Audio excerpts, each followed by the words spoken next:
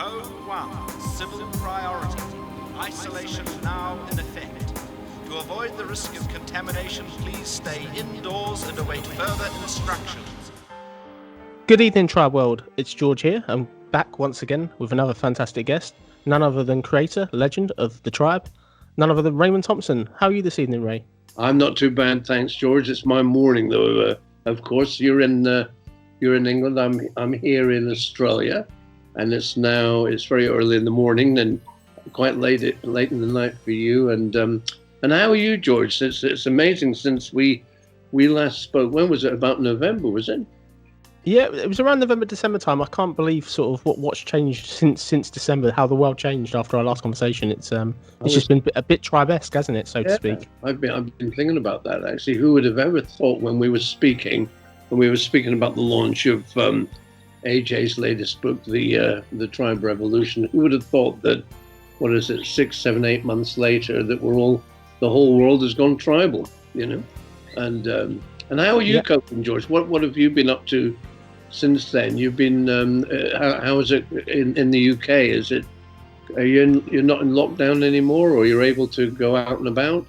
Yeah, not in lockdown. We only were kind of in lockdown for a very short period. I've kind of been working the whole time from home, so there's not been that much change really. But we are starting to get things back to normal here, which is great. It's great to get normality. But it was certainly an experience. I think it's something that I just can't believe has happened. Really, it's just been such a shock to everybody. But luckily, we seem to be on the up now in England, which is great. Yeah, I'm here. I'm actually stranded in Australia. I was, I came out to Australia in January, February on a cruise.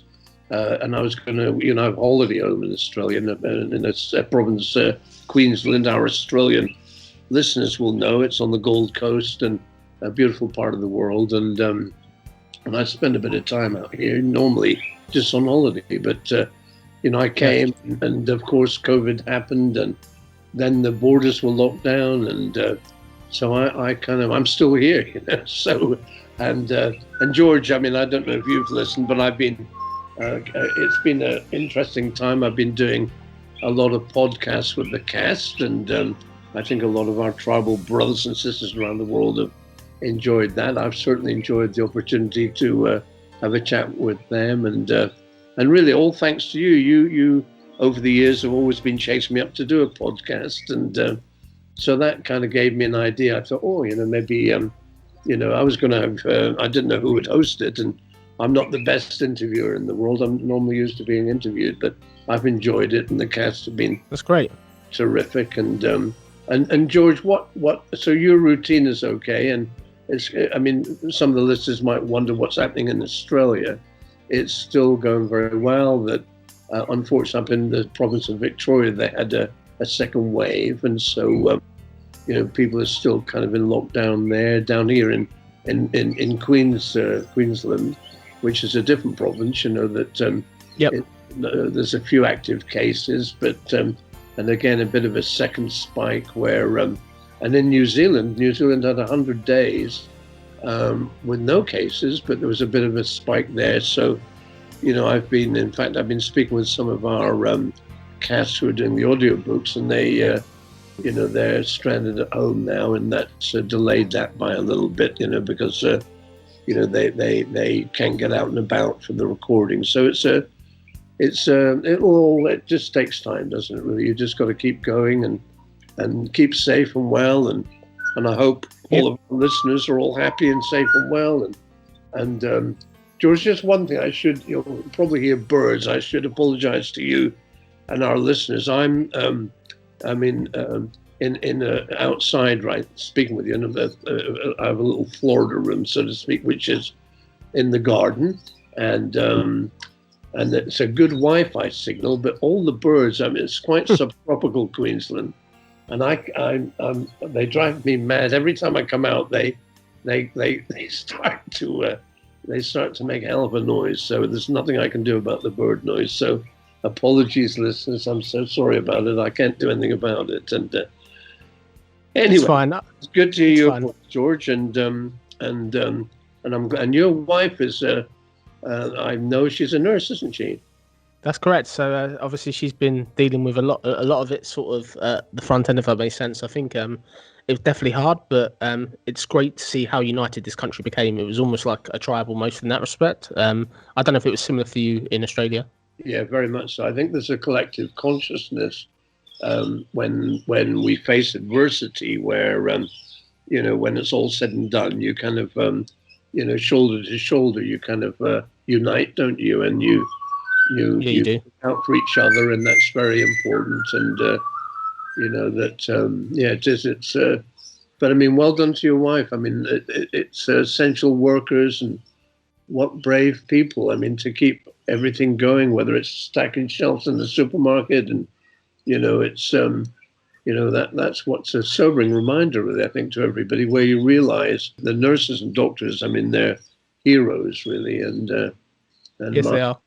I really admire that very much indeed. Definitely. I think what I think I've quite enjoyed about lockdown, definitely, as you said, is your retro podcast with the old cast. It's just great so many years on to hear what they're up to and what they're doing now. Yeah. And it's gone full circle, almost hearing it with yourself. Obviously, you had them as actors in this fantastic show many years ago, and to hear what they're doing now, and just to hear that rapport between you all now, still, it's almost like it's yesterday. It's just amazing how quick time's gone since. But it's just really great to see that new content out there. Time is an interesting thing, isn't it? Really, that I mean, time is just quite amazing, and it seems like yesterday, and we pick up just like a family, and Yeah. and it's like everybody involved, and it does extend through the fandom, where, like it's hard to put the finger on it. It's very special, though. It's really, and yeah, I think the tribe, just the theme of the tribe, the actual series, as we're living it now in a derivative way. I mean, not an exact way, but when you do face adversity, there is this collective consciousness, and it's you kind of face those things together. Like, I know what all the UK are feeling, Sweden, all over the world. We're all facing similar things, and I was speaking with somebody in India yesterday, and doing one of these Zoom meetings. It was a business meeting, and people who are wanting to film something in New Zealand, and they're locked down in Mumbai. And it's amazing when I was just thinking, my God, amazing technology. Here am I speaking with these people in Mumbai there, and I can relate to what they're feeling, because I'm feeling the same thing. They're locked in, they're shut down, they're stranded, they can't get out and about, they're facing a very, very frightening little thing that you can't even see, touch. I mean, it's existential. It's quite profound, really. And again, they're medical, like your wife, George. They're there, the wonderful. And yet, when you think of some of the poor people in poverty there, and how this is affecting the world, I mean, it's not just the health; it's mental health, And No, I understand that. Yeah, and George, I'm sorry to go on, but I mean, that's fine.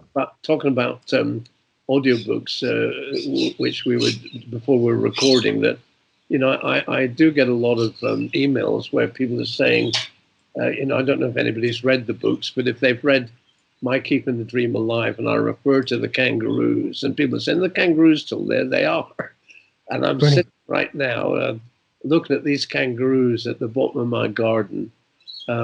And they normally, start to when I do my workout. I mean, if you can imagine a very unhealthy old dude here, the youngest teenager in town, doing my workout, these kangaroos kind of look at me very puzzled. And it's fine. So obviously you've mentioned audiobooks. So clearly that was a massive announcement to the whole Tribeworld community, that we're going to have the books in audio format, and not just that. You're not just going to have somebody narrating we don't know. You're going to have the old cast narrating. For me personally, it's really exciting. It's bringing the show back alive, and the people you've announced so far as cast readers, it's going to be really, really great. Can I just ask you, will each of the books have the same narrator, or is it going to be a set amount of cast per book, please? Basically, just so you know how it all came out, George, it's quite interesting that, as you know, we've had quite a few Tribe books out, AJ's books, my own book, Harry did Birth of the Mole Rats, and And audiobooks I'd never really considered. Normally publishers ask the author if they will read it, and it was something I wasn't really interested to do and didn't think there'd be a market, for it, But when I was doing the podcasts and we were talking about the books, and occasionally, my assistant was saying there's been a lot of comments, and then I had to peek. I looked at some of the comments, and so it was actually the Tribe fans' ideas, they were saying, oh, it would be great to have an audiobook, and if, they all have different favorite, favorite characters, and people would say, oh, I'd love Caleb to read or somebody to read. So I just thought, hey, maybe it's possible to do that. And George, I'm very interested. Yep. I've always loved radio drama, and you're too young to remember, but I loved War of the Worlds by Orson Welles. It was quite an amazing radio. It was like a radio drama before television. Okay. Yeah, and it had music and effects, and it's almost like listening to a movie without seeing it, if that makes sense. And and it's a dying kind of art form these days. But podcasts now. In my days, it was interviews, radio interviews. Now it's podcasts. And I thought, wow, I wonder if it's possible to do a hybrid. So where we'd put on effects and music and almost have it's impossible to get all of the cast, just economically and time and schedules. It would take forever to. But I thought, I wonder if there's a midway. So to answer your question, we've got key core cast members, and some will read their own parts, and we'll have some neutral reading other parts. It's almost like, if Beth or Trudy or Zoot or whoever was relaying to you or to the fans what actually happened, they would say, and Zoot did this, or, and you never, like Celine said that, and she was doing this, and do you see what I mean? So yeah, no, definitely bring it to life, and we'll have two versions really. So there will be one which will be your normal audiobook, which will be available on Amazon and wherever you normally get it. But I'm going to do another version with the music and effects, so that that's incredible. So it's a mammoth undertaking. It's a crazy undertaking. I mean, everybody said, "Oh no, you're crazy! Don't do that." It's so we got a team. We've got sound designers and we'll be doing music cues and sheets, so that somebody, I hope it will really bring it to life, really, to in a different way. And it all may turn out to be a disaster, George, but it's something I'm intrigued. It's different, Yeah, no, definitely.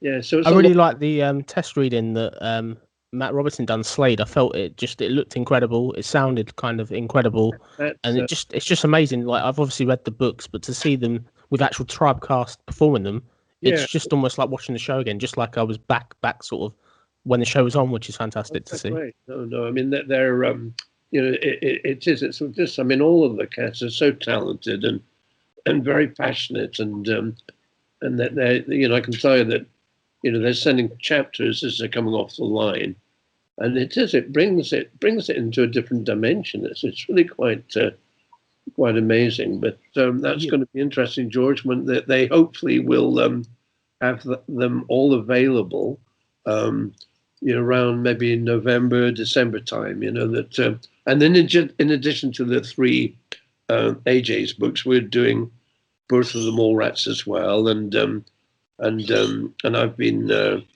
approached to do also the Keeping the Dream Alive. So that's the Tribe autobiography, so to speak.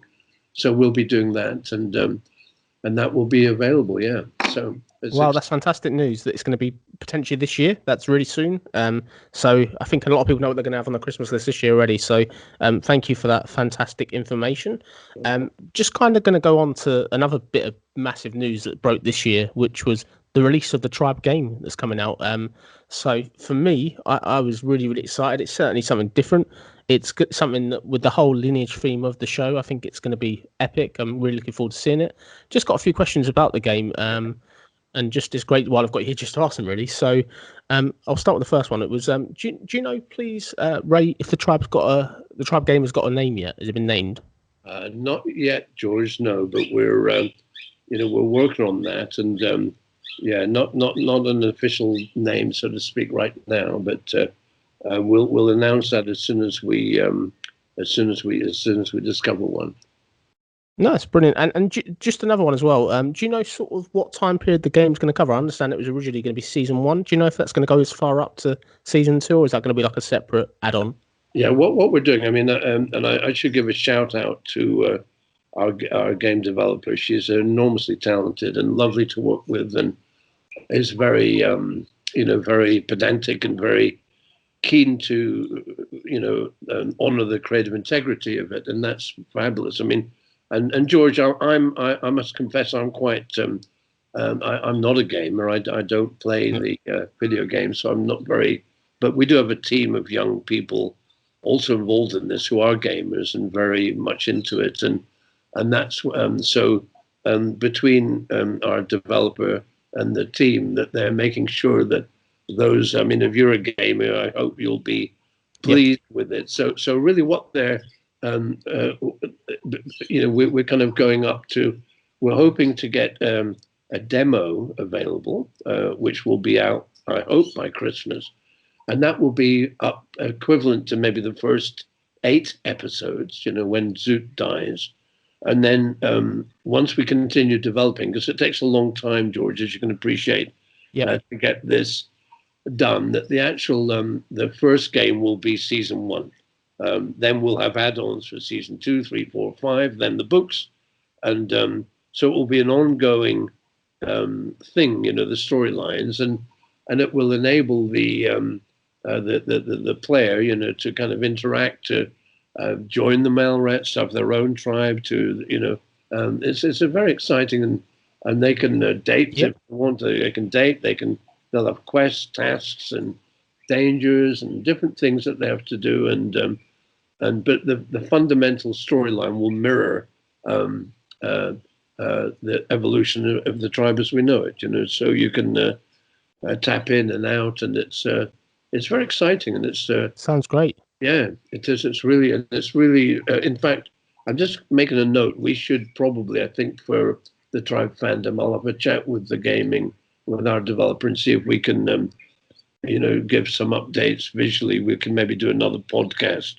Hi, it's Ray here on another day. I'm sorry to confuse things, but I'm hijacking poor George's podcast because I was quite aware that with the questions that George asked, I wasn't able to answer totally fully. And we're currently doing a gaming meeting today, and we've got the team and Chris and our developer online. So I just thought just to add a bit of extra flavor, and George will listen to this and think he's on drugs or something, or he's drunk too many beers. He will say, when did we record that? But so George, forgive me for just interrupting for maybe a minute, but I just wanted to give our tribal brothers and sisters around the world, and we'll do a separate post at one point to give them a full update. But we were just discussing an entry point to New Zealand. What was your point there? Maybe you could bring that up, and maybe Crystal, you could answer it, and we'll put some visuals on the screen. But what was your point about the entry point, NZ? Just wondering how it would be easy to walk into a building, how to know which buildings to walk into, or rooms, so on and so forth. What makes it easy to walk into? And Crystal, your response on that is? There's going to be actual indications like some kind of an arrow or a portal looking thing to indicate to the player that this is an enterable section of the map that they can go to. Okay, that's good. In Australia, you were asking about Easter eggs. Oh yeah, and for Easter eggs, I'm starting to sell. I love chocolate. So you're not referring to chocolate? No, anything food related. Yeah, we like our baked beans and ketchup. You point. Is there baked beans and ketchup? Any sort of We've seen it on screen, and the some of the different references used in the series, like any viewer or fan would recognize. So just wondering how much of beyond the characters, what are the non-character things that might sort of seep into the game that we'd say, aha, we and you were mentioning about Mandalorian, which is a terrific... I think Mandalorian, to their credit, have recognized the Star the Wars lore universe, and that kind yeah. of universe, and of many things that fans and viewers would recognize from the movies. And so similarly, just whetting the appetite for ketchup and beans and anything else similar. Now, Chris, I did, in fairness, mention in the podcast with George about Tribe Master. I've revealed that, which is exciting. But what we're discussing today is just is it possible that eventually there will be some things that are peculiar to our Tribe universe? I mean, such as what? Sorry, what were you mentioning? Oh, like brand 9 food, perhaps, that type of thing. Yeah, just checking. And what else? Oh, yes. Oh, yeah, yeah. And what else? Bluebell the cow, maybe the walking the fires at the front of the mall.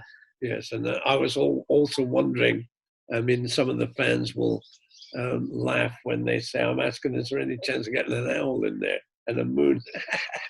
Because I've become infamous about I used to drive the editors mad by putting in owls and moons. And but I mean, in all seriousness, so there will be things that honor the in the Easter egg way, the universe, Crystal?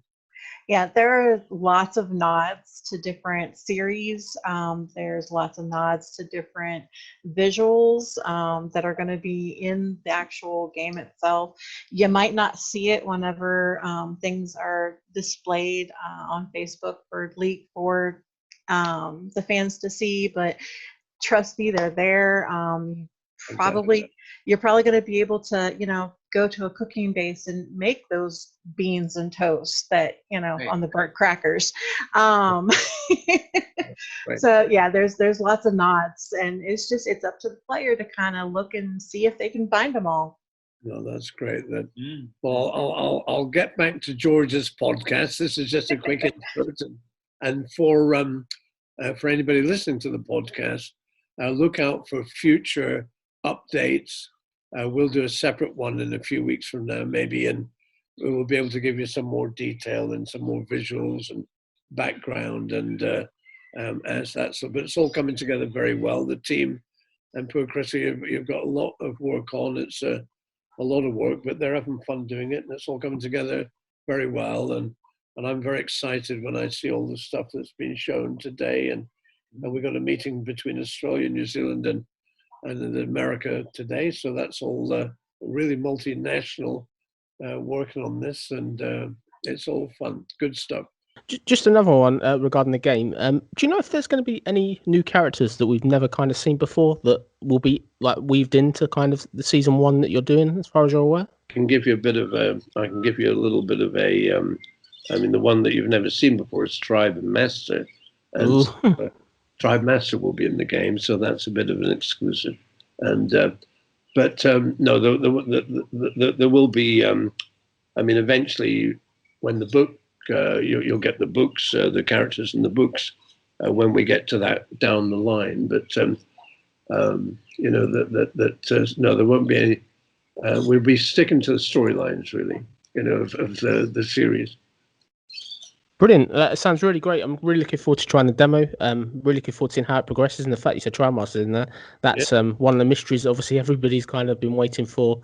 I'm interested to see how that happens. I'm slightly worried, slightly nervous, but I think it will be fantastic. But thank you very much for clearing that up.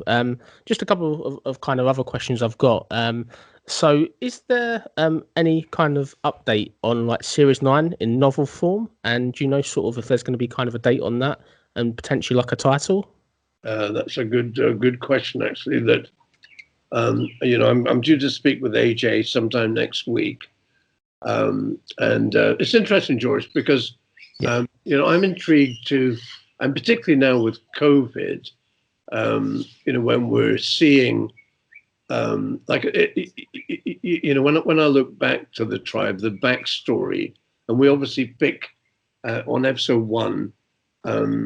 Season 1, you know, and you've got the blacked out van, you know, imploring people to stay inside, and we've got some flashbacks with Trudy with her parents, you know, and evacuations were occurring, and we had boot camp in season, whatever the season was.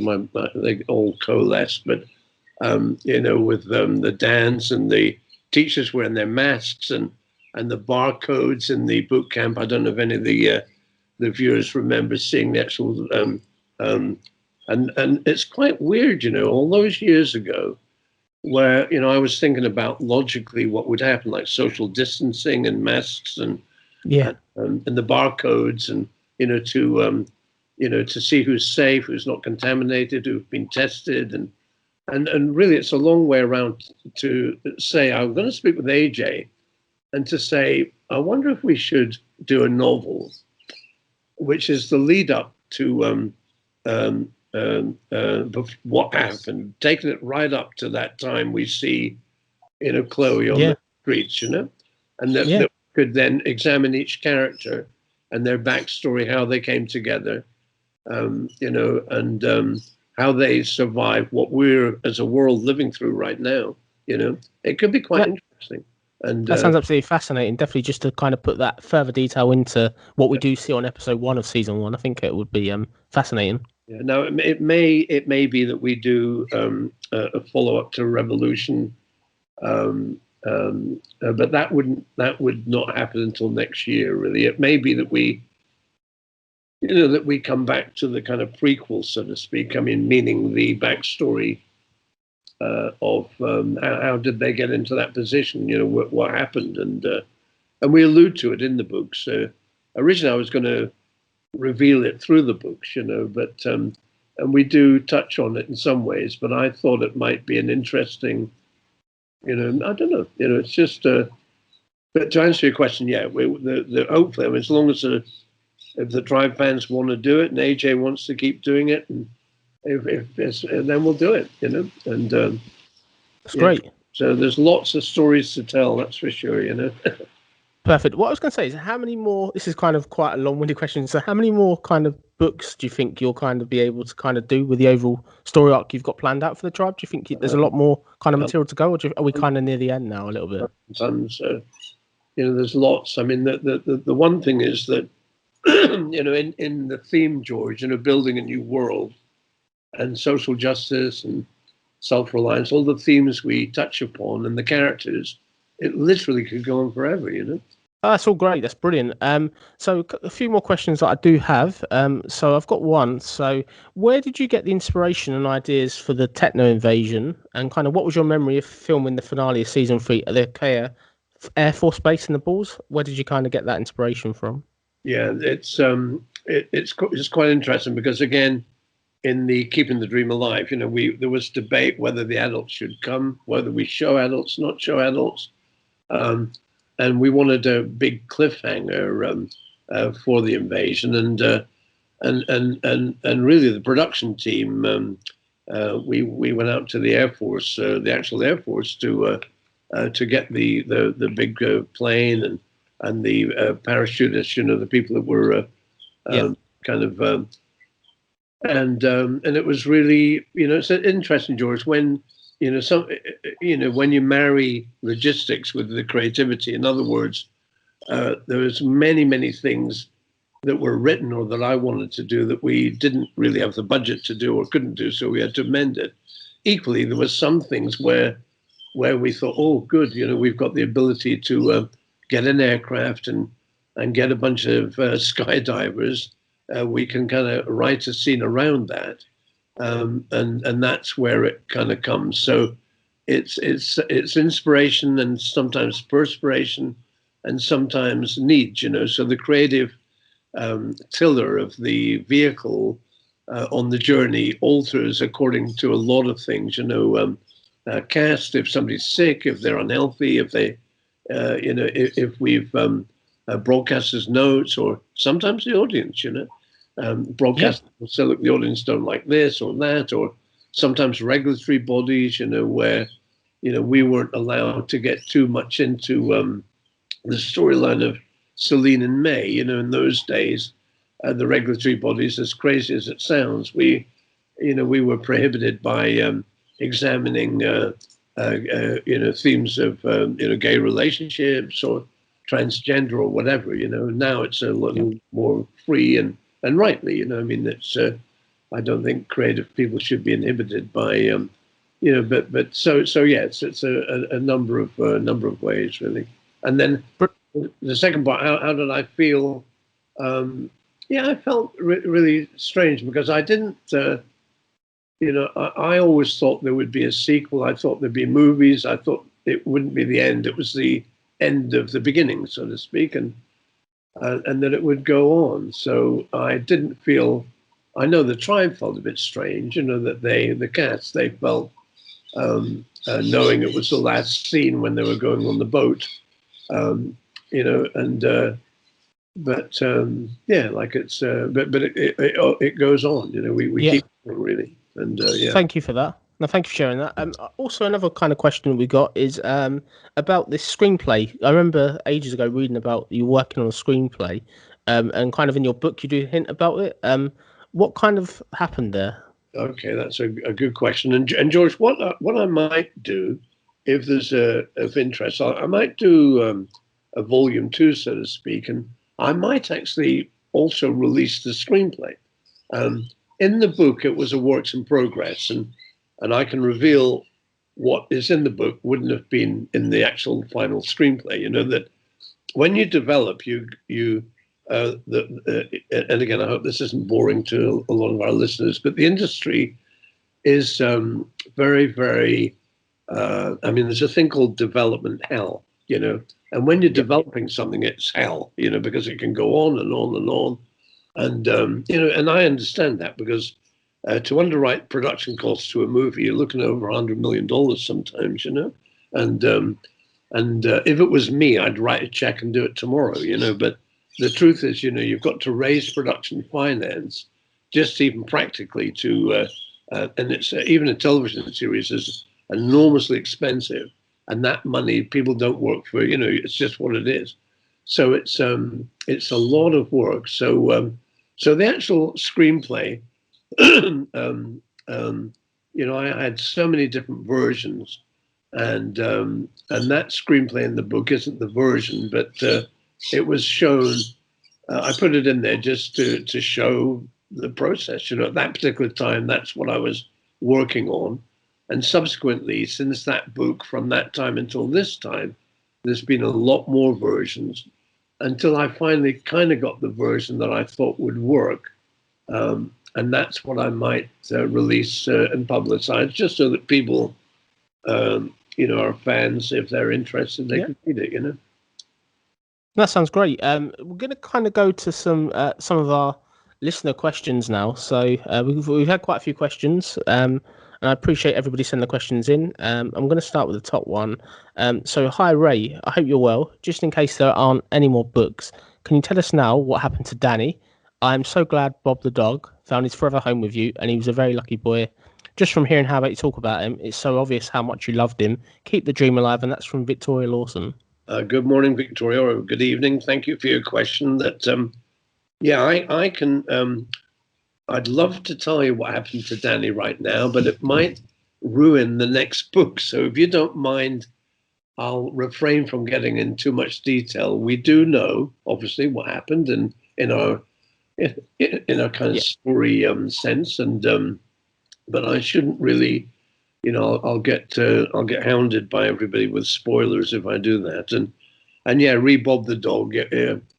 Bob had a wonderful life, a retirement on the vineyard, I love dogs. I love Bob, as you're rightly saying, and probably you have some pets yourself. Do you have pets, George, as a matter of interest? Yeah, we've got a cat. Yeah, and what's the cat's name? Mia. She's looking at me right now, actually, across the room. That's weird. I had a cat called Mia as well, but you do. They become part of the family, don't they? And Bob, I mean, even to a lot of our listeners, they would have loved Bob and loved all the animals, but so Bob had a great life, and I miss him dearly. And he used to travel back and forth between Australia and New Zealand. He was quite amazing, really. And I miss him. That's great. Yeah. That's great. We've got another one here. So, hello, Ray. First off, massive thanks for doing the podcast. They've been extremely enjoyable. My question is, with hindsight, had you known from the outset of production that season 5 would be the last one on television, would have you done anything differently, such as told any stories that you may be keeping back for the future seasons, have a different ending, or do you think it would be the same as kind of what you've shown? And that's from Mark Humphrey. Good. Hi, Mark. Thanks for that. That's an interesting question. No, Mark, I would have. I think we would have done the same kind of evolution. As I say, it kind of, I have overviews of story arcs, and that's kind of a framework of what will happen. But it's also an organic process, because you never know once you actually get into production. So, and as we'll show, that some cast were unhappy, some had exams, some change, and logistics and finance and broadcaster kind of feedback. You are forced to amend different things and let things evolve. But no, fundamentally, I mean, I wouldn't have done anything different at all. It represented in overview terms the story arc I wanted to embark upon. I mean, if anything, I would have preferred to have gotten into the technical side a little more, because thematically, Ram and the Technos was an allegorical theme about the use of technology and how through Paradise it can become a drug, it can become addictive, and I do worry about that. Technology is great if it's used responsibly, but it can be quite negative, and if not. So, but again, just we had to, we could only do what we could do, and we've tried to allude storylines to some of that in the 3 novels, and again, without doing spoilers, through Kami and the different things that we touch upon, that kind of expands. And I would have done that in the series, but we couldn't really, because we just couldn't, Yeah. So thanks for that. That's interesting, Mark. Thank you for answering it. And another one I've got. Was there ever any truth to the rumours that kind of circulated around season 4 about Tribe Master actually being in the show? Was that like kind of an internet legend, or is that just something kind of that's been misconstrued? That's probably misconstrued, George, in some ways. That who is Tribe Master? What is Tribe Master? Tribe Master is an enigmatic thing. Tribe Master could be within our hearts. It could be within our souls. And again, I don't want to tease you along. I know you've been fascinated by it, George, but Tribe Master is everybody or nobody. It's all will be revealed. So I don't want to give you spoilers, but no, there was never a definitive where we were going to introduce Tribe Master. Tribe Master as an entity would have probably loved to have been recognized, but I know it sounds very vague, and I don't mean to be no, that's fine in it, but it's all will be revealed, though, George. I promise you that. Brilliant, thank you. Just another one here. We've got one from Daniel T. Pickering. Who's AJ Penn? I will check with AJ Penn. If I can tell you, it's a he.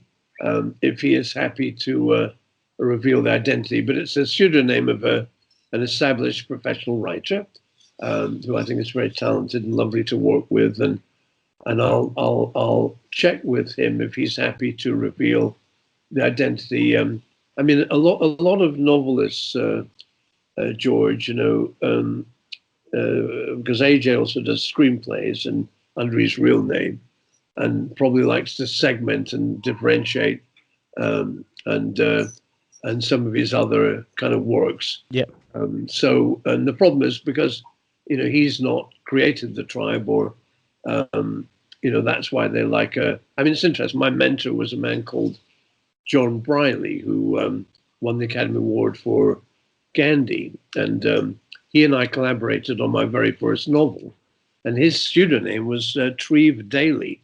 That was actually John Briley. and for the very same reasons, John.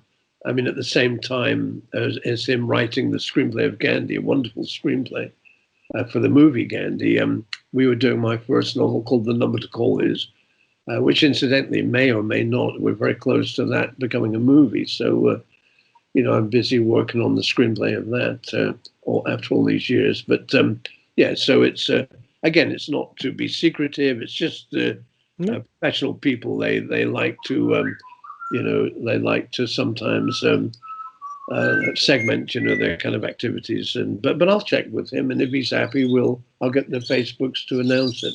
But I suspect he'll probably want to keep, as John Briley did, his kind of, because the numbers of the thriller are totally different to Gandhi, so to speak, which was, we all know the story of Gandhi. It was a bit of a different one to the dark novel that he and I worked on together. Okay, I've got another one here. So, in your memoir, Keeping the Dream Alive, you said the original plans for season 6 would have involved an informant presenting some surprising evidence about the true origins of the virus, and this would have then forced the Mallrats to return back to Eagle Mountain. Please, what did you believe this evidence would have been, and why is Eagle Mountain so important in the overall story arc? I don't know if you can answer that. That's probably... It's probably, I mean, again, if you've read the books, you'll know the answer to that question. And if you haven't read the books, you should, if you're interested to find out, it's all revealed in the books. But I mean, basically, it's like, it's even today, George, when we look at this COVID-19 and all the speculation, was it an accident? Was it through that market? Was it from bats? Was it genetically, was it mutated? Was it from that laboratory in Wuhan? Did it escape? Yeah. Some people were thinking, my God, is it bacterial? Is it warfare? Is it, are the governments covering up anything? Is it, you know what I mean? I mean, and it's, and there's a lot of, I've always been intrigued with that from day one with the tribe, to think, where did this virus come from, and again, we touched that, particularly in the tribe revolution, and again, I get frustrated because I don't want to give spoilers, but, I've got it in my mind exactly where it did come from. And so it is, it's like, we live in the world now, the term fake news, and cover-ups and different kind of conspiracy theories. It's fascinating, really, yeah, it is. Yeah, so it's, so I probably better not get too much into that, George. No, that's all right. Okay. Yeah. I have got another listener question here. So hello, Ray. Hope you're well. Great podcast. I've really enjoyed them all. Thank you for making the tribe inspirational. I would like to know if you have any pictures, unseen or rare, from behind the scenes of the tribe when it was being filmed. And is it possible you can make a book of this? This is something I've been thinking about for a long time. I'd love to hear your thoughts. And also, what is the inspiration behind each character's clothes and makeup? And that's from Gemma Wood. Gemma Wood. Hi, Gemma. That's a great question. Yes, we have lots and lots of photos. And in fact, if there's interest, again, that's. We've considered at some points of time of doing a collector's edition, so to speak, with, in fact, our tribe developer, she has been given our architects, our production designers' original plan of the tribe, of the mall, and so we've got a lot of makeup, kind of the pages, that the makeup artists used to, and wardrobe, all of the kind of, we call it a style guide. And so we do have all of that. Yeah, we might publish that. That's a good idea, Gemma, that if people are interested, there's no reason, we could, I'm just I'm going to note this down. And so I'll check that out, Gemma, and that might be possible. In terms of the inspiration that I have been fascinated by, indigenous cultures around the world.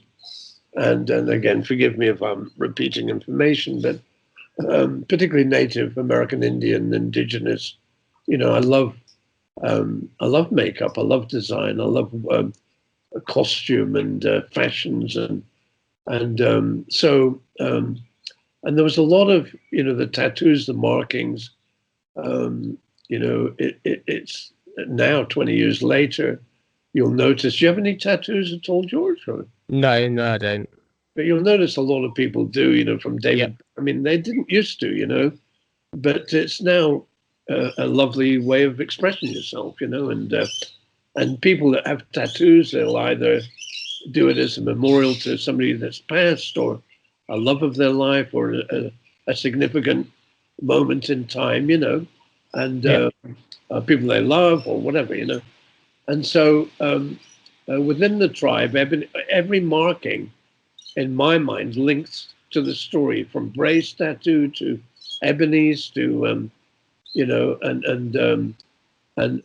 some of the things were linked into the Abbey Messiah, which is a thing we haven't gotten into in the books, and certainly into in the series. But it's foretells of a Messiah figure, a child to be born that will change the world. And that's the song Abbey Messiah that John Williams beautifully did. It all links in. So, we had put in some tattoos and markings and to eventually link, and eventually that will all be revealed as well. But it's it's quite so to answer the question. I mean, the inspiration comes really from having a blank sheet of paper to think, how will people look, how will they dress, and I love the avant-garde fashion, that kind of funky, dangerous street, you scavenge to express yourself, and you can have hair extensions of wire or flaxen or plants or whatever, and makeup, whether it's it's just great. Grunge fashion is very avant-garde. I love the fashion. And we had a great costume and makeup designers as well. They did a great job, I have to say. I loved it. Did you enjoy the look of it? I did.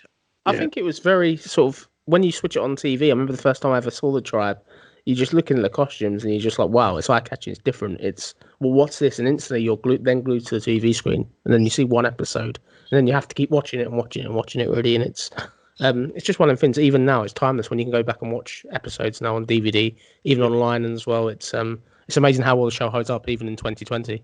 Yeah, it's interesting, because a lot of the fans will know that we've been, very busy. Another side of our team is distribution, where we try and, not just the tribe, but other shows we've made. And a lot of people tend to forget we made not just the tribe, but at Cloud9, a lot of shows.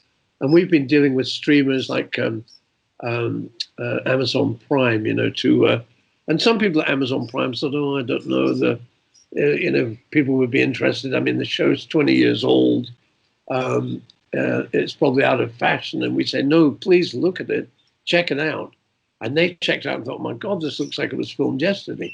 So it lives forever because of that. Yeah, it does. George, it's not the 80s fashion or 90s. It's very futuristic and doesn't date, does it? And that's what's good about it. And I'm thrilled because, I mean, we've been able to, we've just concluded finally for our German tribal brothers and sisters, eventually, after a long several years it's taken, to actually get the tribe on in Germany again on Amazon Prime, which is great. And so that literally was this week. We've just announced season 5 has come out in Germany in the German language. And as the tribal fans will know, it's been a long time. And they've been very patient and loyal and terribly frustrated. And, we would have done it years ago. But, for the very reasons, I mean, we had to... all the rights and the public, it gets all complicated. But we've eventually achieved that, and I'm really thrilled about that. That's really positive. It's really positive news that finally that it'll be on Amazon Prime in Germany. I think that's fantastic for all our German listeners. So excellent. That's great. As we speak, George, it's season 5, and it was a real hurdles we had to overcome. But once I get the bit between my teeth, I never give up. And no, it's good.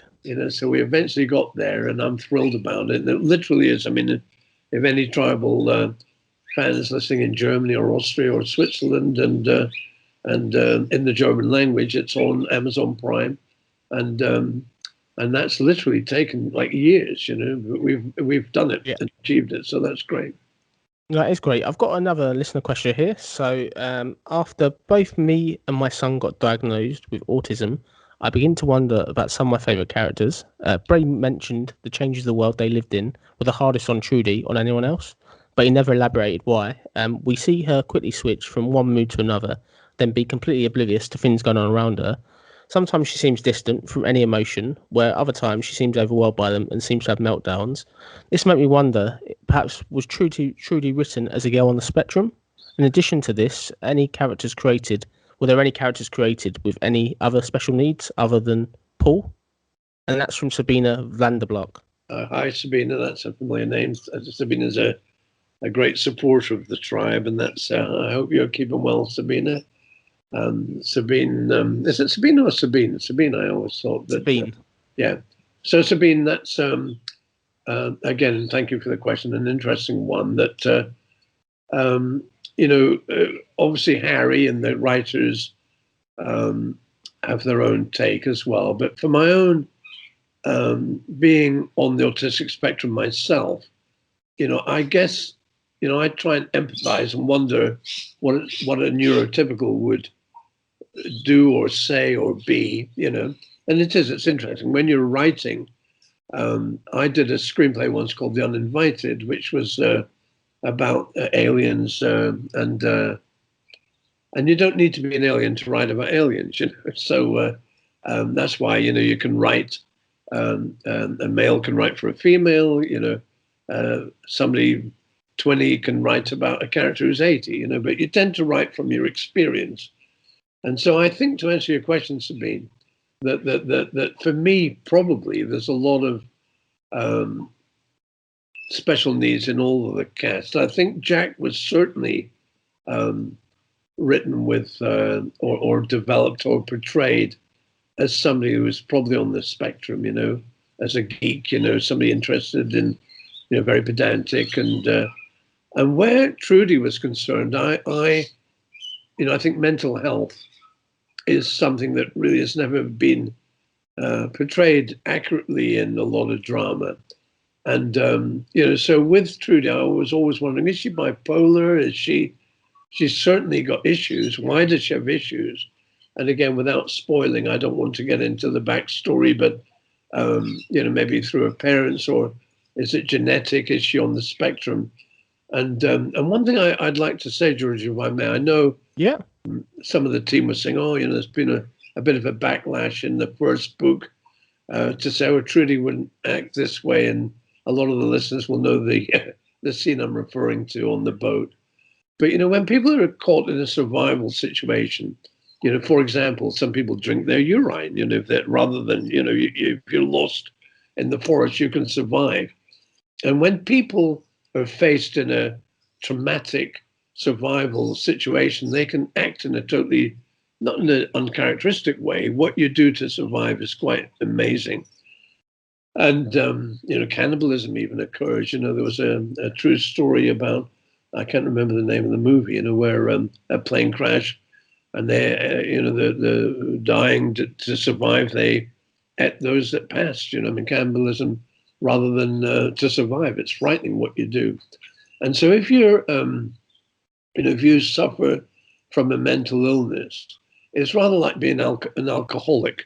You can be dry, you can be stable, you can be doing very well. And then something can happen where you snap and you go off the wagon, And that's what I think, for Trudy, that although she's well developed and she's strong, and there's that capacity within her that she could become histrionic, who could become frightened, who could really go off the rails, And so, and to really try and really accurately portray the human, we're not one-dimensional as a species, we're multi-dimensional, and there's different elements to us. So it's a great question, Sabine, and something I'd love to maybe later, George, when we do our in-depth analysis of each episode and each season through ensuing podcasts, we can look at some of this in greater detail. But,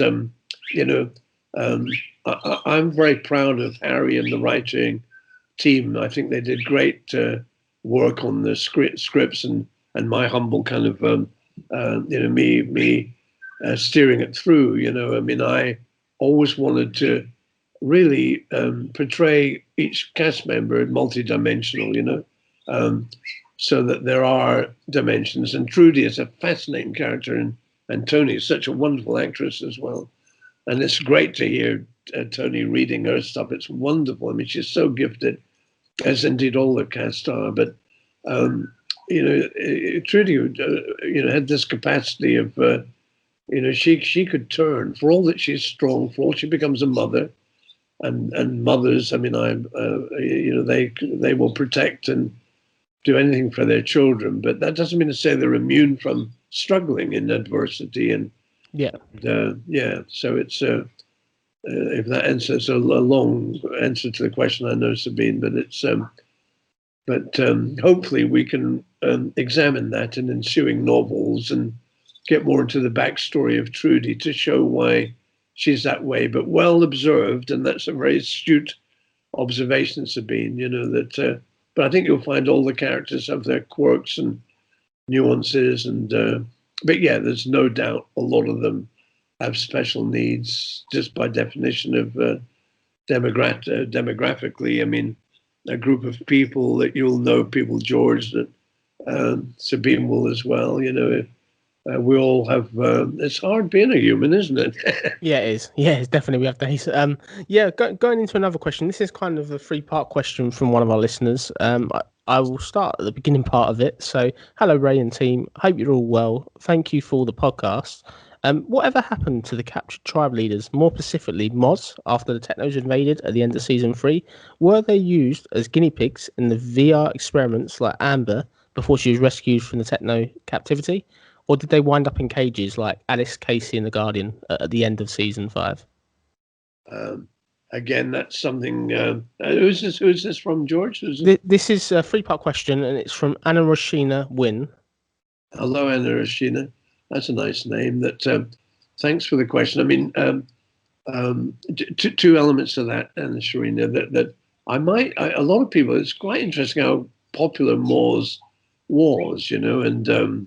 Yeah, I might in fact reach out to the actress and see if she's interested to do a podcast, and because she's very, very popular, the Moz, and the kind of. But to answer your question, I mean, again, it's probably something I'd better not reveal too much. But yes, I mean, they would have been like Casey and Alice in a cage, and any strays will be. They can be traded. They can be,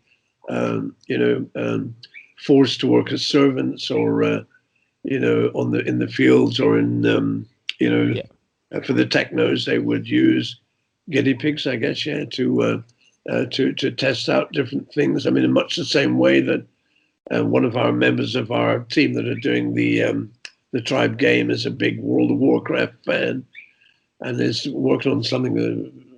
Are you a World of Warcraft fan at all, George?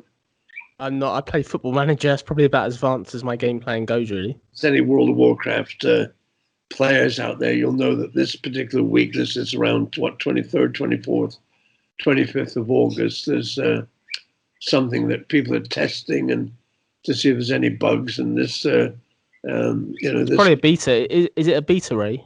Beta, that's what they sometimes call it. Like it's basically a pre-release demo before they're kind of real game comes out. Yeah, they're playing that right now, and so in our world, in the Tribe world, the Technos, they would use people to test games, or to as they did, drove Pride mad, with the Paradise and things like this, but in virtual reality, and so it's quite plausible in real life and in fictional that they would have been utilized by the Technos to examine different reactions to different games. Yeah, so it's a good question.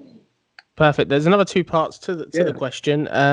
So the other one was so obviously the Technos were a huge leap from season 3, but we knew very little about the expanse of all they did or the origins before the books expanded upon things. This part of the question is: did they get all their information from the former locos Java and Siva, and is that why they decided the city was a prime for a takeover, or was there some undercover scouting before they parachuted and then took the prisoners?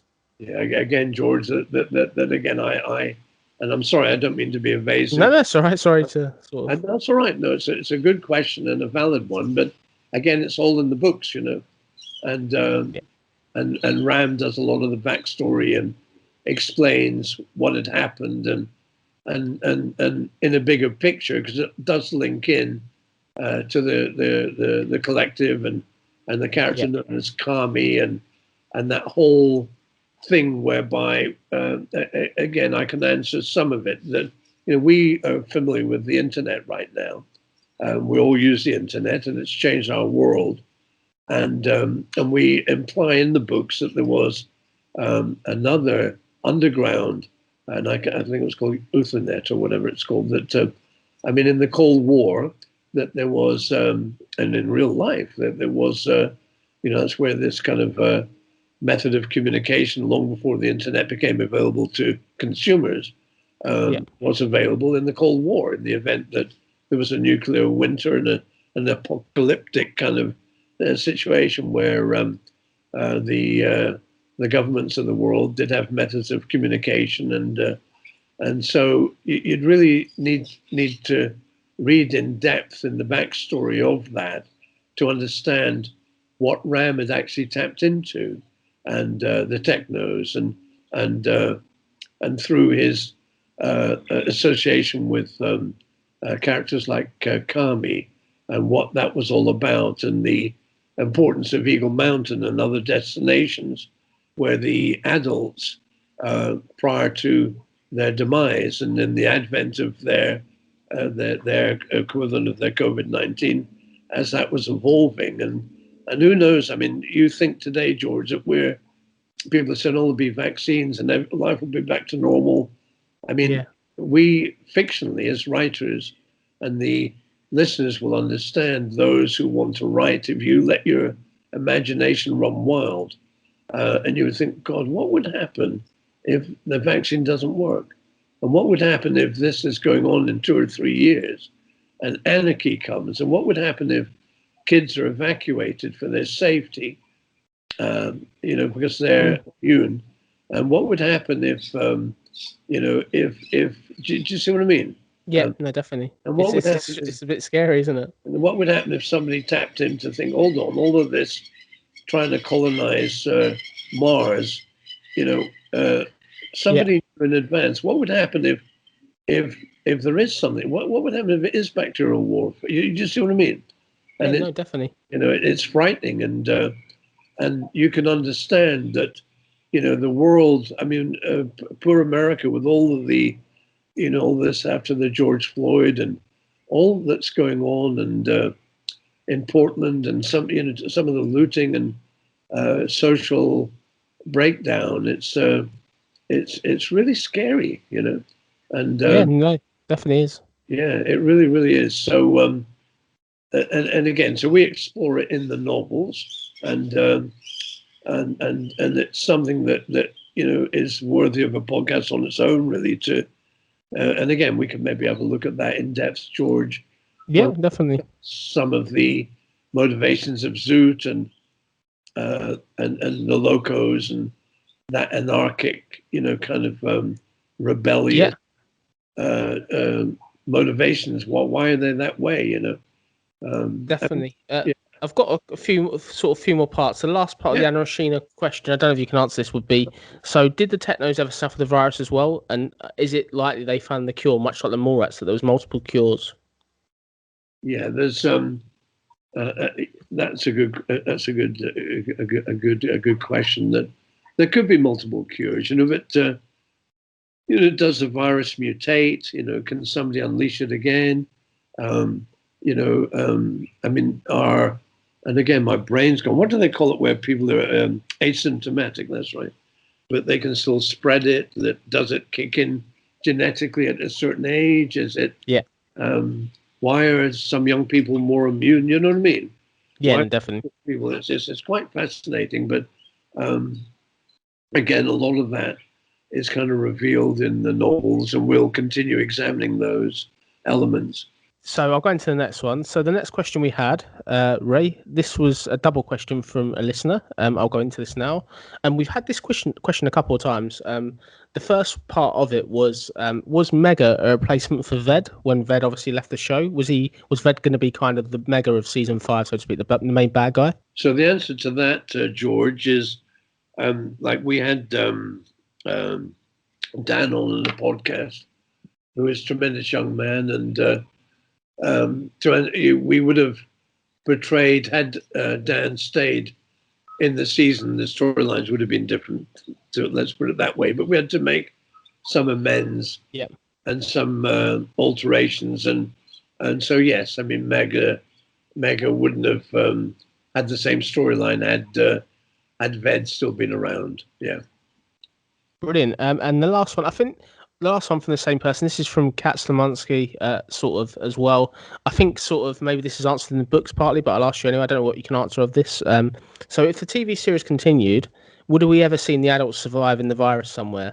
If the series continued, would we, basically see the adults survive? That's again a good question, and for those who have read the books, you'll see that we reveal a little bit more about the adults and what they were doing, and they were hoping that they would not, that they might come back, so to speak. But I mean, I think it, the tribe was in one land, so to speak. In other parts of the world, it could have been that there were some adults, some renegades, like The Walking Dead, or you know what I mean? I mean, yeah, definitely. Some survivalists, who took off into the hills, so to speak, and there was one, in fact, one version of a movie. We did have, one sole surviving adult, so to speak. I don't know if you saw I Am Legend. I can't remember the name of the movie with Will Smith. Certainly, where the last person, where we did have an adult revealed, but we didn't go that way. So yeah, it's fascinating. I mean, it's I didn't have a definitive really to answer the question. I've got an open mind on it, and still do, George. That. Wow. I mean, I as I gaze into space and think, wow, because seeing COVID and what's happening in the world, and you wonder. I mean, it's very historic, really. I mean, that when you're my age, George, you'll look back and you don't have children yet, but your kids, and for our listeners, your children will be saying, "Wow, did you really live through that? What was it like?" I mean, it's quite amazing what this has done to the world, isn't it? Really? Yeah, it is amazing. I think the thing is, what you've done really well, kind of in the tribe, is the whole affinity of without the adults, and even when you tease Glenn as kind of an adult when he gets the virus in season 1, that was a massive shock. And then even with the people you had flying planes going into season 4, there's so many things where you think if you do see an adult, it's going to be like it's just shock value. It would be the ultimate shock, if that makes sense. But I think it's very good. I think the whole lineage and stuff like that is done really well. And that I have got another kind of question as well that I've got here. Who would you say is the greatest villain in the history of the show, and why? The greatest villain. That's an interesting. That's a very, very good question. In life, people don't see things as the way they are. They see things as the way they are. So that's an abstract way of answering it. But, I guess the greatest villain is according to who you are, I mean, some might think it's Zoot. Some might think it's the Guardian, some might think it's Ram. But again, they weren't one-dimensional, George, in the sense that Ram's passion was technology, that and is technology, and the Guardian it was this zealot conviction, this utter belief, obsessional, passionate way that he believed, that the chosen and Zoot, the word is Zoot, and Zoot, who evolved out of Martin, and something made Martin. I mean, it's interesting. I was looking the other day at this scene, where Martin leaps on the desk in the flashback scene, and and the Guardian is watching him, and Ebony, and he's just sick when the teacher is, just rebelling. I mean, and again, it's quite fascinating that and his kind of ideology for the locos, and it's. I mean, there is an ideology that power and chaos is the way, and no, definitely. And with that in mind, I mean, and again, I don't mean in an anarchic or violent way, that some governments, and again, depending on your political leanings, that some will say that those in power bring chaos and heartache and devastation, and the governments, I mean, America's going through an election. I know that the UK, George, with Brexit and all that craziness, all of that, in my day, the war in Vietnam brought a lot of heartache and chaos, and from those in power, definitely. What I mean? There are those that say it was just to invade Iraq. There are those that say it was unjust, and so those in power, power and chaos. It's not just Zoot spouting, radical kind of. I think Zoot really truly believed that the world that he inhabited brought heartache and brought the violence, brought the breakdown of society, and that he saw those in power brought heartache and chaos. And he thinks, well, to hell with it. I'm going to bring my own power, and so is he bad? Is he good? We think initially he is bad, but certainly the Guardian didn't. The Guardian believed in his the chosen, that it was the way to go. Power corrupts, as they say. Absolute power corrupts absolutely. So it's it's a fascinating dilemma. And again, I'm sorry, I don't mean to keep harping on the books. No, it's fun. If you read the Revolution, I love that book, and I love the hope that those in power had for a better world. And you've read the book, George. You'll know what I'm referring to. But not all people. That's the we're all different people, and we see things as the way we are. We relate to things and adversity, and we want different things, don't we? Really. And I think that the way I kind of look at it with Zoot is Zoot to me, kind of in season 1, he maybe starts off bad, but when you look at the bigger picture, he went really to the mall to try and sort of help like his kid, if that makes sense. So when you kind of look at it, the real kind of baddie probably in season 1, particularly the early part, is Lex, without going into kind of seasons in detail. But I think it's really hard if you're just going to pinpoint one person. For me, the ultimate baddie is probably whoever's created this virus. But as I said, we don't know who that is at the moment or what it is. So I think there's to be continued, that question, really. So we've now got another listener question, and that one is, hello, Ray. Of all the characters who were killed or written off that initially intended to be, e.g. Zoot and Ned, which one was the hardest for you to make the decision for? Like, which character affected you the most, having to kill or write off? Please don't say all of them. And that's from Chad Hawkins. Hello, Chad. That's very perceptive. I mean, my natural answer is all of them, because characters, Chad, it's interesting when you write, they become real people, they're like your children, they're an amalgam of all of them, really. And so I mean, they're all, also, when you bond with when you're in production, it becomes a family, you become very close. And I remember when Pride, Nick is such a tremendous actor and a human being.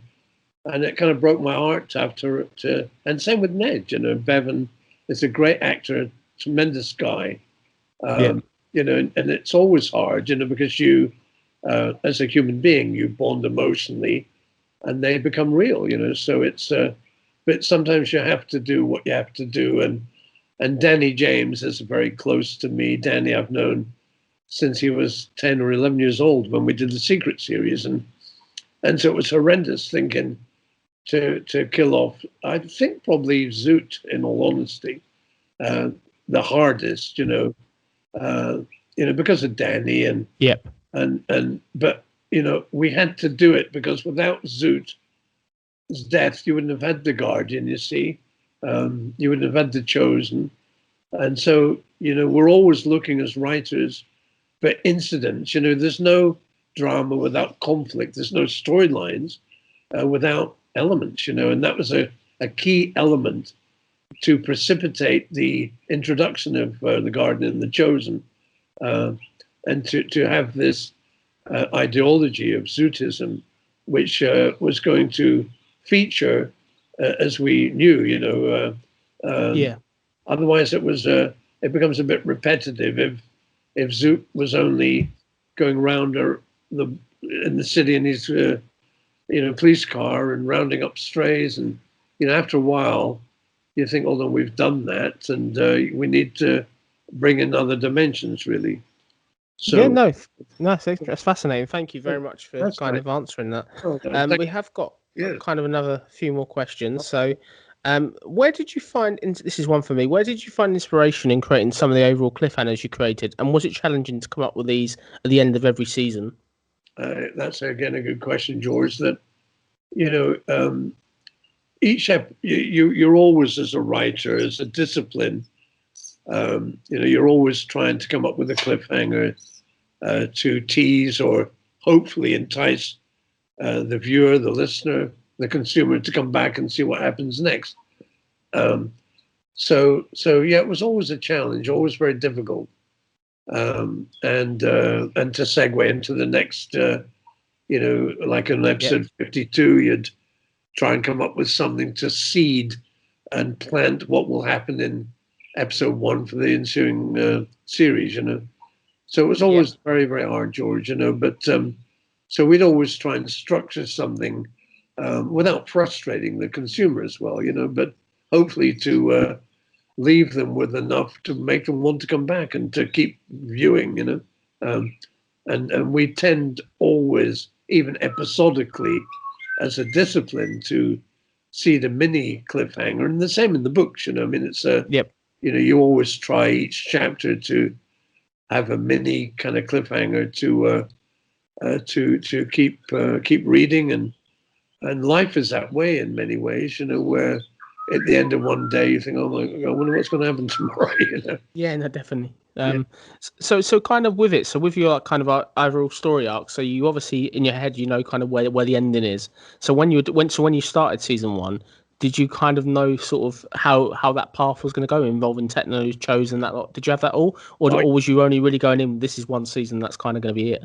Yeah, no, I mean, years and years and years ago, George, when I had the actual idea for the Tribe, and I would think conceptually kind of what would happen, and then obviously with the writers and Harry, we'd develop it and examine it. But I mean, it wasn't, for example, where I wanted to explore technology, and I knew there wouldn't be time in season 1 to bring in the technos. There just wouldn't be time. No. And I wanted to explore religion, in all of its forms, and I knew there wouldn't be time to do that in season 1. So yeah, I had a story arc that went on long after season 5, to be honest. That which we've kind of explored in some ways in the books, although AJ Penn has brought in some interesting dimensions in his own take as well. But it's an ongoing, and even today, you look ahead and you think, my goodness, this could happen, that could happen, and and for Bray and Amber, I mean, people say, oh, it's too late to do a sequel. It's never too late, because they will become, what would happen to their kids, and no, definitely. and what would happen to a 50-year-old Bray or a 40-year-old Amber, or like what happened to Jack and Ellie, and what happened to the world? How did it all pan out?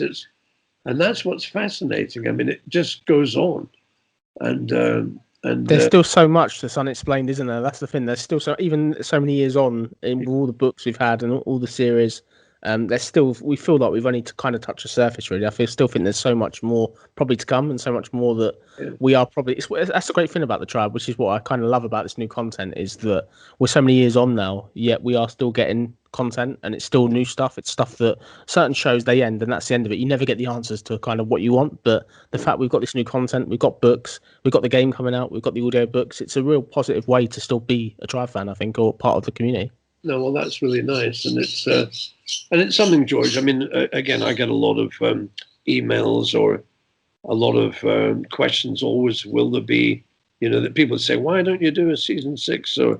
And we would. I mean, that's the thing. I'd do it tomorrow, but the question is, I want to do it the right way, and we have to get funded.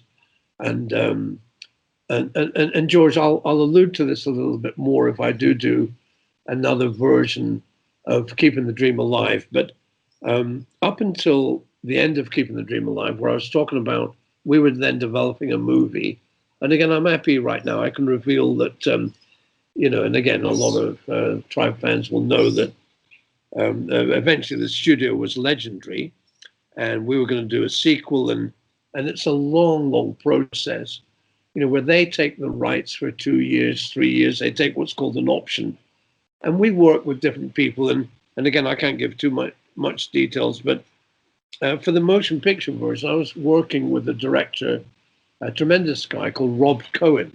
And Rob did Fast and the Furious, and Rob did Van Diesel's Triple X. I mean, a tremendously talented and gifted, a lovely man who loved the Tribe concept.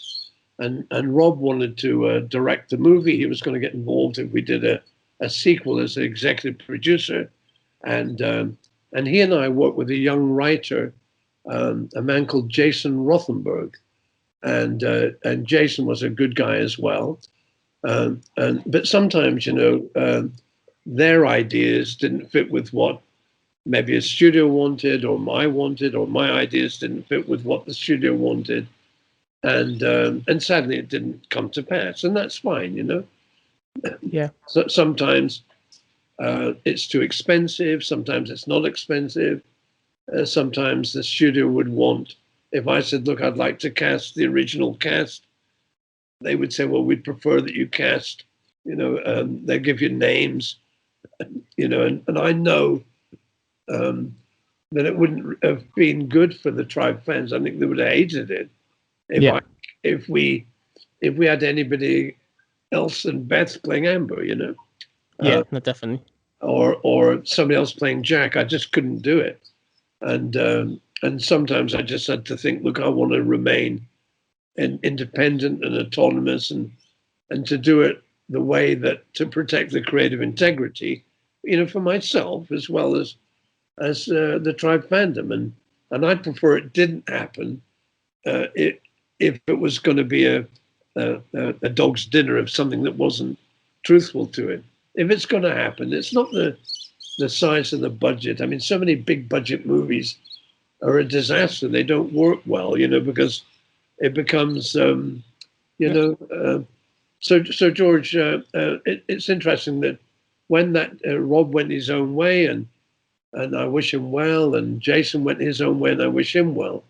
But it's interesting, if any of our listeners are, Jason went on to do The 100, and which is an interesting series and very successful, and it's great, and I think they did it very, very well. But it's just a weird business, and very, very hard, and some, I know that a lot of the Tribe fans, some of them want to get into the business. And George, if I could just have a couple of minutes, is important, because, that's fun. My assistant was saying, we've had a lot of people that want to be a writer or a composer. There's a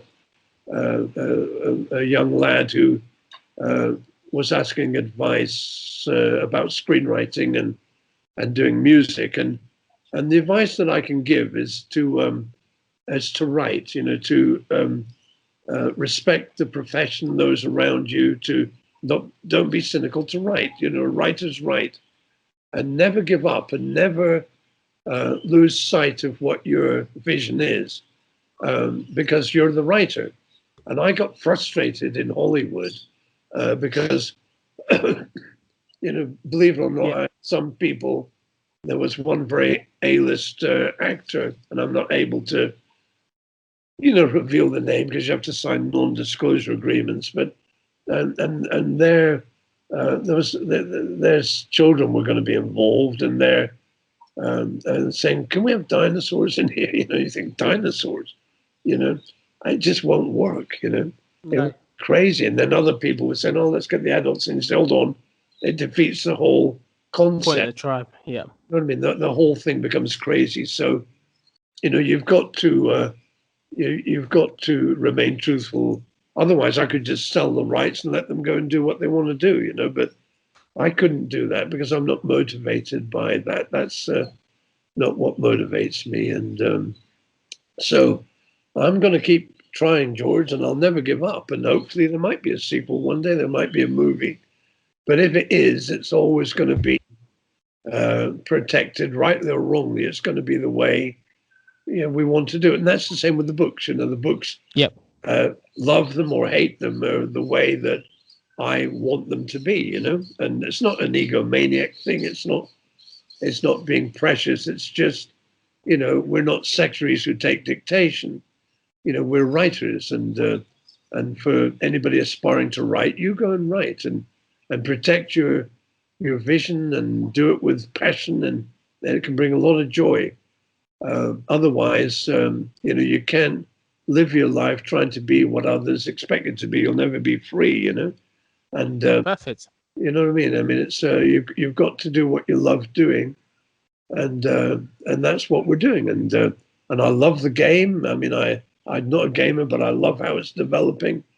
I love the passion of our developer. She's tremendous, really great integrity, and respects the creative integrity. And Hollywood, sometimes they don't. They throw their cigars at you, and if they think, hey, we're,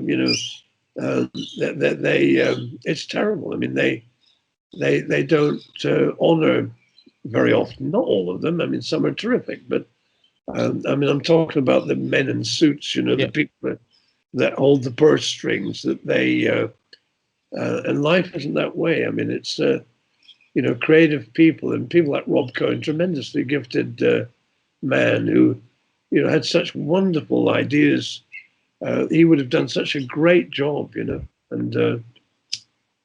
but onwards and upwards we keep going, and definitely.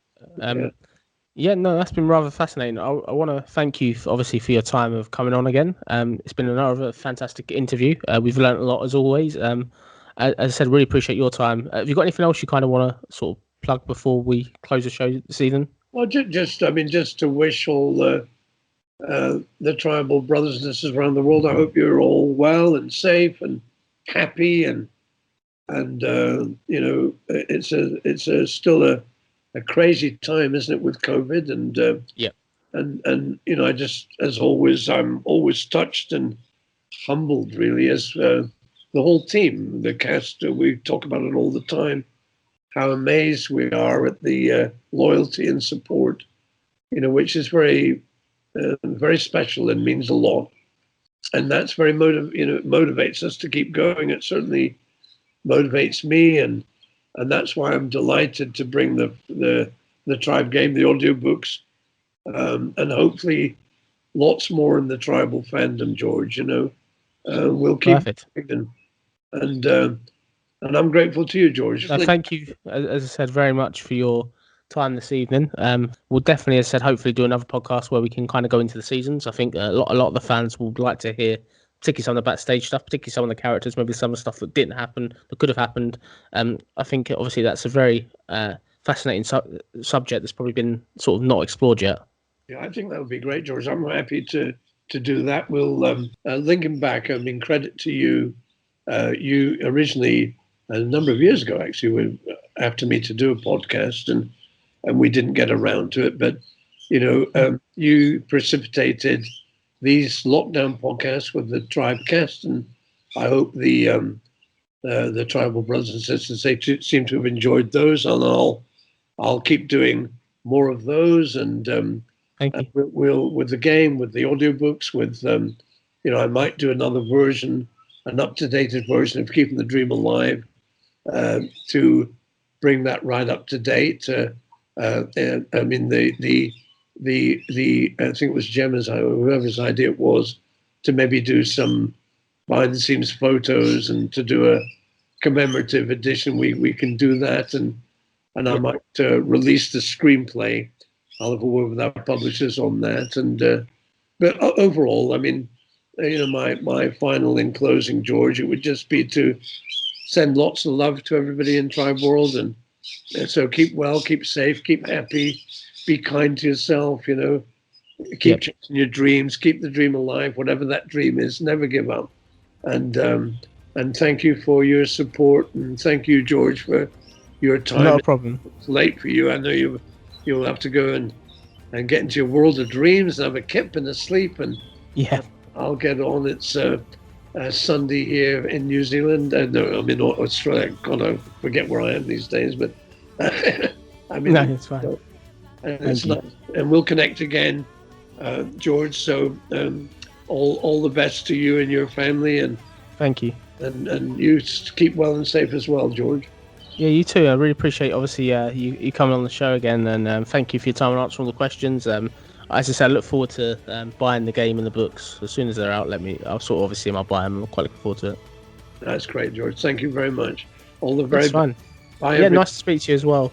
And you, George.